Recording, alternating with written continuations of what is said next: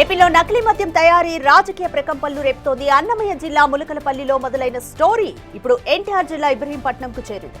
నకిలీ మద్యం కేసులో ఏమన్గా ఉన్న అద్దేపల్లి జనార్దన్ రావుకు చెందిన 2 గోదాములను ఎక్సైజ్ పోలీసులు తనిఖీలు చేశారు.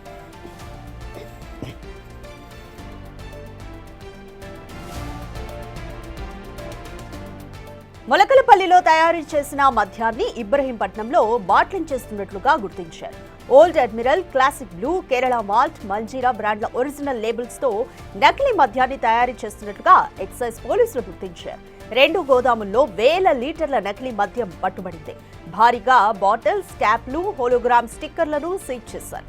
ఇక్కడి నుంచే వైన్ షాపులకు, బెల్ట్ షాపులకు సరఫరా అవుతున్నట్లుగా అనుమానిస్తున్నారు. 2012లో లిక్కర్ బిజినెస్ లోకి జనార్దన్ రావు ఎంట్రీ ఇచ్చారు. ప్రస్తుతం అనారోగ్య కారణాలతో విదేశాల్లో ఉన్నారు. కల్తీ మద్యం వార్తలపై ఆయన రియాక్ట్ అయ్యారు. నకిలీ మద్యం కేసుతో తంబళ్లపల్లి టీడీపీ నేతలకు సంబంధం లేదని జనార్దన్ తెలిపారు. రాజకీయంగా ఇబ్బంది పెట్టాలని చూస్తున్నారని ఆరోపించాడు. అయితే జనార్దన్ రావు జయచంద్రారెడ్డిని కాపాడేందుకే వీడియోలు చేశాడని ఆరోపణలు వినిపిస్తున్నాయి. జయచంద్రారెడ్డికి వైసీపీతో సంబంధాలున్నాయని గతంలోనే అధిష్టానానికి పలువురు టీడీపీ నేతలు ఫిర్యాదు చేశారు.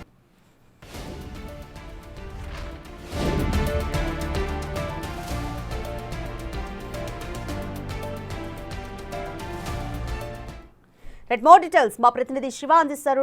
శివ, నకిలీ మద్యం తయారీ కేసుకి సంబంధించి జనార్దన్ రావు ఎటువంటి ఎక్స్ప్లెనేషన్ ఇస్తున్నారు? కంప్లీట్ డీటెయిల్స్ ఏ విధంగా ఉన్నాయి?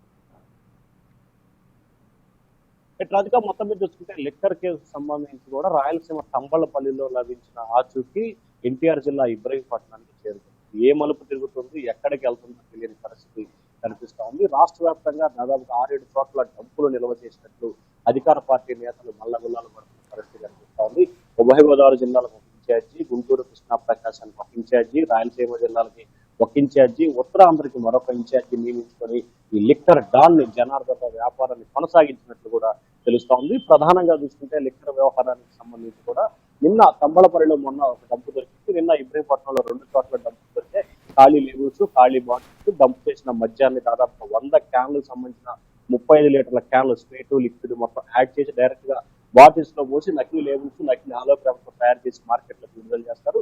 గుంటూరు, కృష్ణా జిల్లాలకు సంబంధించి కూడా ఈ బెల్ట్ షాపులకి, మద్యం దుకాణాలకి అనధికారికంగా సప్లై చేస్తున్నట్టు కూడా అధికారులు గుర్తించిన పరిస్థితి కనిపిస్తాం. ఇక తాజాగా ఈ ఎపిసోడ్ కి సంబంధించి ఎవరైతే ప్రధాన నిందితుడు జనార్దన్ రావు ఉన్నాడో, జనార్దన్ కీలకమైన వీడియో నేను రాత్రి విడుదల చేశారు. ఈ వ్యవహారానికి సంబంధించి ఏ రాజకీయ పార్టీ నాయకుడికి, ఏ రాజకీయ పార్టీకి సంబంధం లేదు.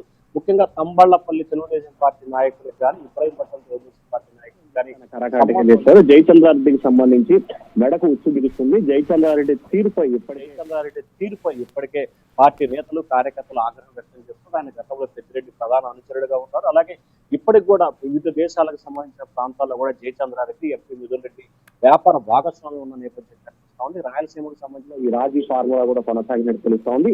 ఈ నేపథ్యంలో ఈ వ్యవహారానికి సంబంధించి కూడా జయచంద్రారెడ్డికి రాజకీయంగా ఎటువంటి ఇబ్బందులు లేకుండా ఉండేందుకు కూడా జనార్దన్ వీడియో విడుదల చేసినట్టు తెలుస్తా ఉంది.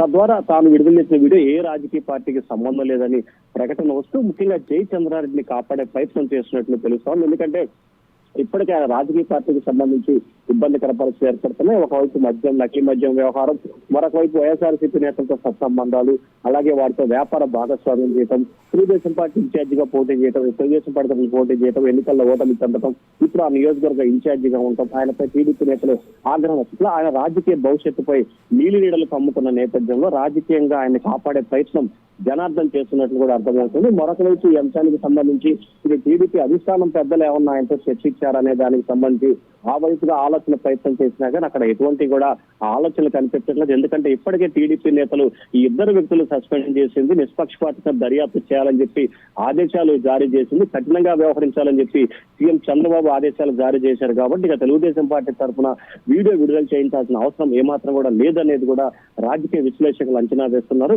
కేవలం జనార్దన్ జయచంద్రారెడ్డి కాపాడే ప్రయత్నంలో భాగంగానే ఈ వీడియోని విడుదల చేసినట్లు కూడా రాజకీయ వర్గాల్లో చర్చ కొనసాగుతా ఉంది. Radhika, thank you Shiva.